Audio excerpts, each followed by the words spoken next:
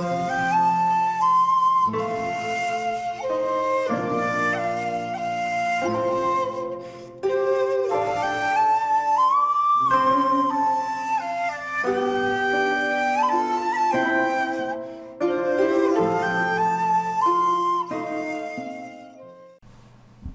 there, this is Toshiro from Toshiro Films, and welcome to another random review.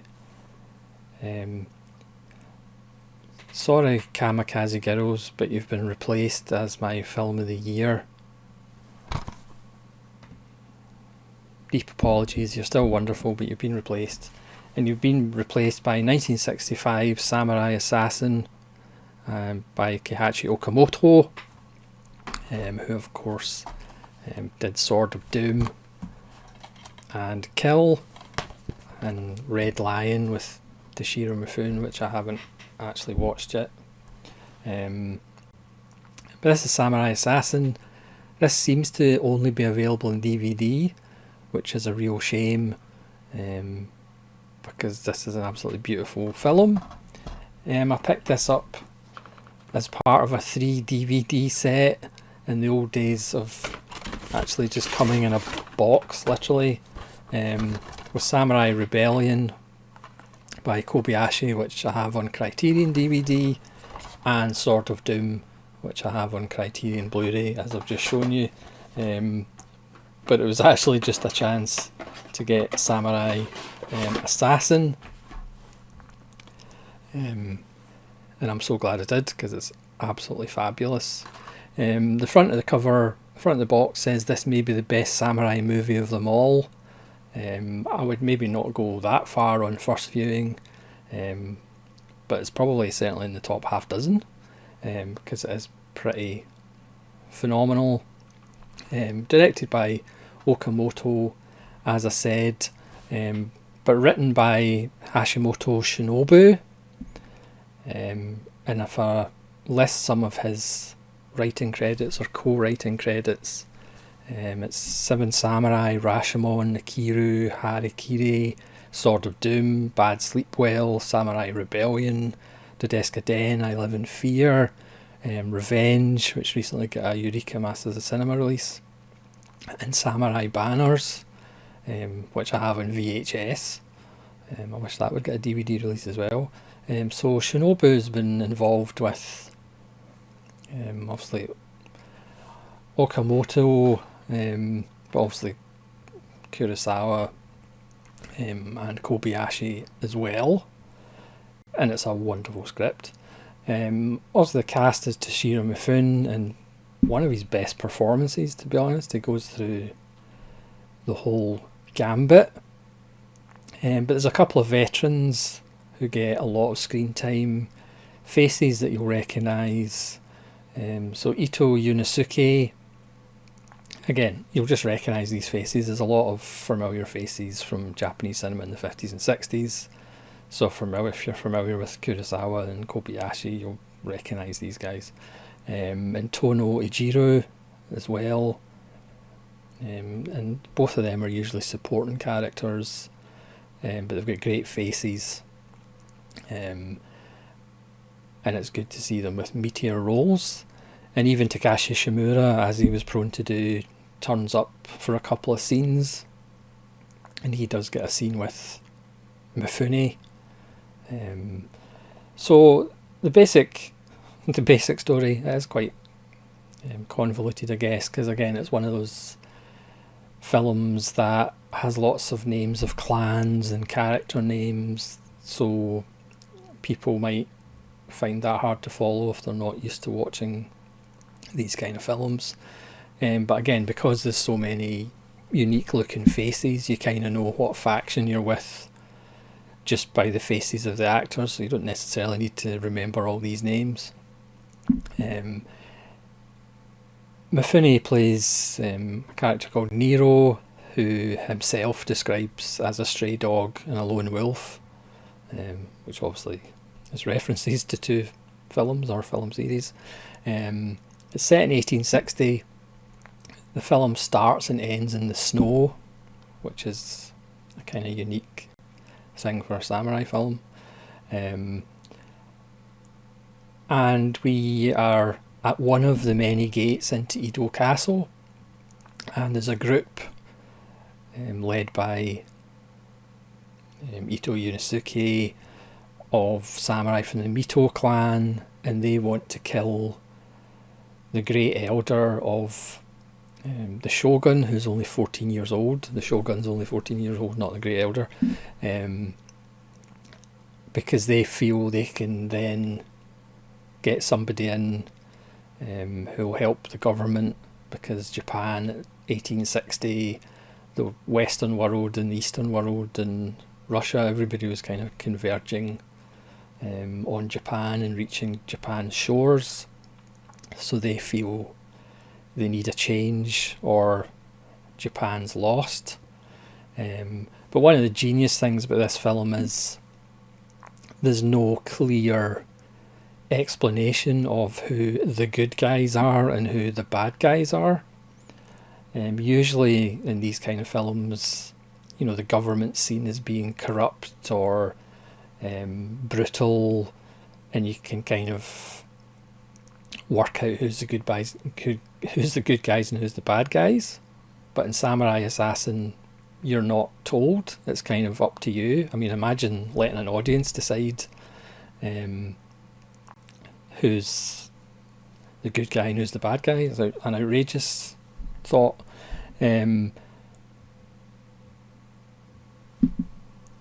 But so they're waiting for the great elder to come through the gate, because each of the kind of lords or whatever have their favourite gate to come through into Edo Castle, because there's multiple ways in. But he doesn't turn up, so this faction realises they might have a spy in their camp, and Mifune, who is this kind of lost Ronin, no relation, the eye of suspicion goes to him in a brilliant way of introducing his character. It's such a great opening to introduce his character. And then the film is about trying to figure out who the spy is. But again, the title is a little misleading. I mean, Samurai Assassin, obviously your mind automatically goes to Shogun Assassin. But yes, it is a film that has some action in it. Yes, it's a film that has some brutality. There is arterial spray, but not arterial explosions the way there is in Lone Wolf. And there's a few subplots that are fascinating and well done. You know, there's certain plot points that perhaps you'll be able to figure out, but it does have some surprises as far as where those plot points end up.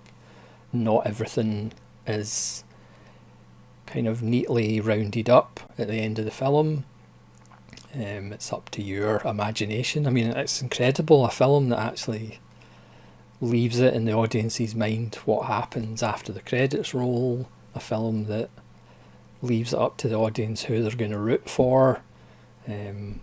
I mean, these concepts are unbelievable.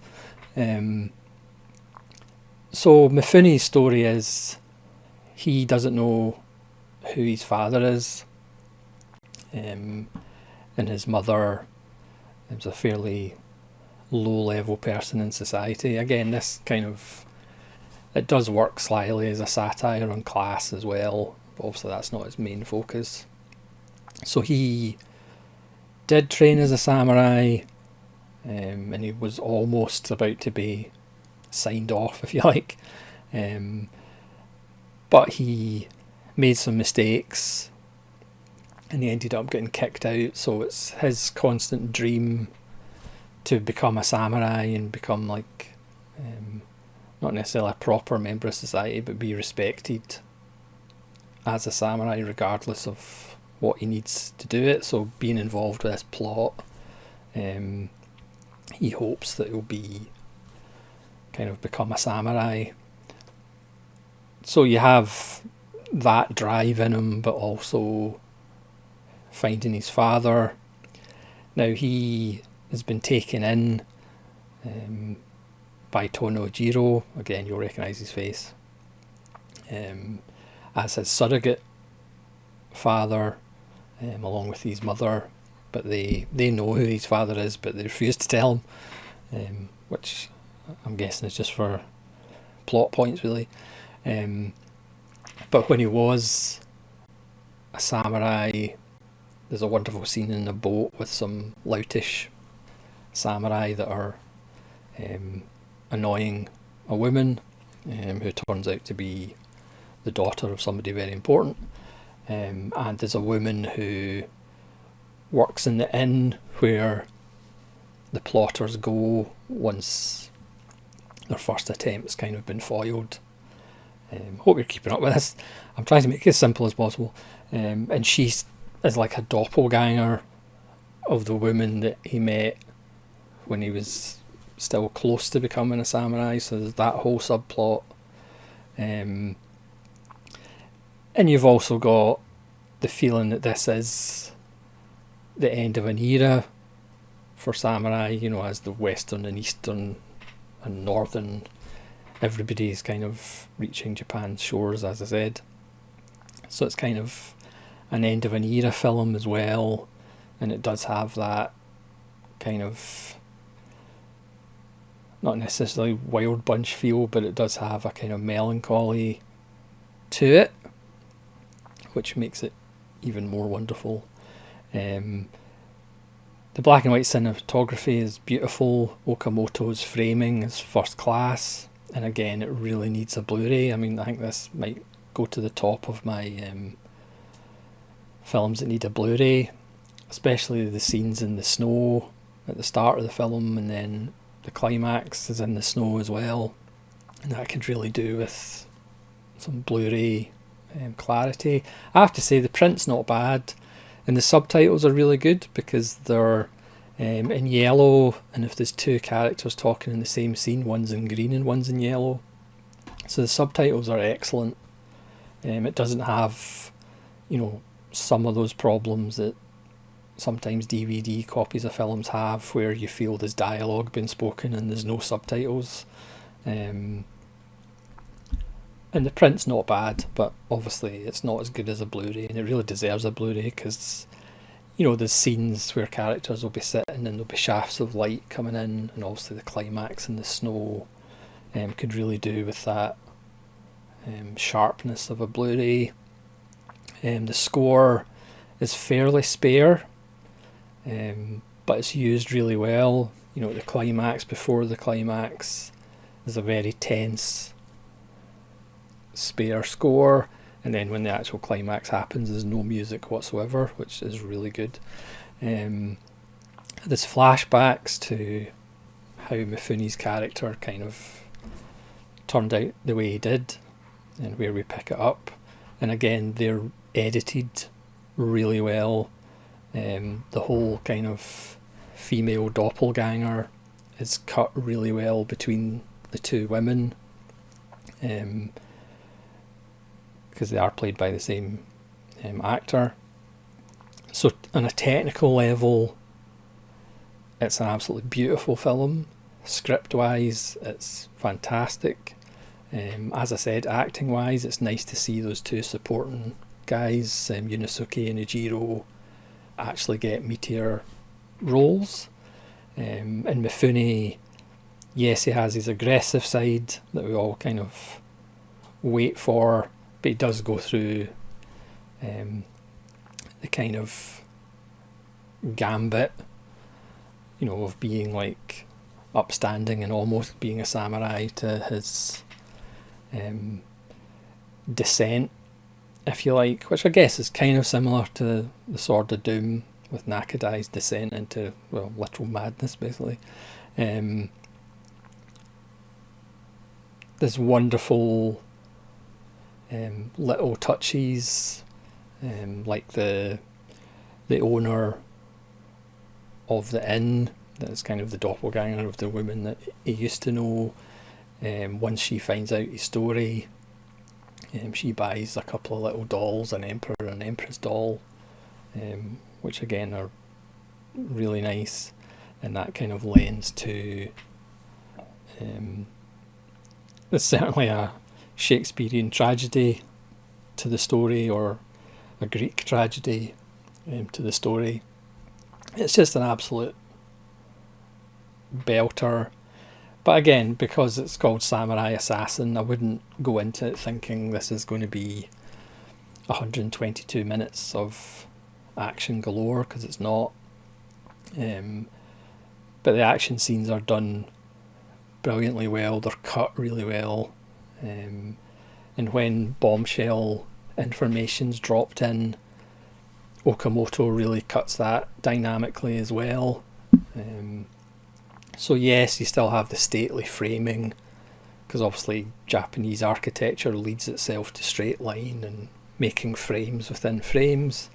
But then when he needs to, Okamoto is really dynamic with the cutting of the film. And there's an immediacy and an in-your-face element to the cutting at times, which is a nice change up between the more stately composed shots. So I would highly recommend it if you can find it. I think there's copies on eBay just of this rather than the box set, because as I said, I already had the two other films, but I just liked the box set anyway, because it's a Toshiro Mifune trilogy. But certainly, as I said, this is probably top of my list to get a Blu-ray. It's certainly right up there, because it's absolutely wonderful. It flies by because you are hooked into not only Toshiro Mifune's character, but pretty much all the characters have something going on. There is a voiceover that's kind of used certainly at the start to give us some exposition, but it's nicely done, because the voiceover is actually written by the scribe of the kind of Splinter clan, the bunch of plotters, because he wants to be a samurai as well, but his job's the scribe, so he's writing down the voiceover essentially as it happens, which is a nice little touch. Yeah, brilliant climax. The use of having it starting and ending in snow is really, it makes it fairly unique. Great performances, great script, also by Shinobu, who knows a thing or two about great scripts, and really dynamic direction by Okamoto. I really need to rewatch Sword of Doom and Kill, it's been too long, but Samurai Assassin's an absolute belter, and as I said, it's now my favourite film that I've watched this year, edging out Kamikaze Girls, which is still fantastic and amazing. I don't want to be chased by Kamikaze Girls, but Samurai Assassin is just absolutely wonderful, and one of the best Mifune performances, and that's saying something. So thanks very much for watching. Please let me know if you've seen Samurai Assassin from 1965 and what you think of it, and hopefully you'll join me again for more random reviews. This is Solitude Ronin from Solitude Ronin Films, saying farewell.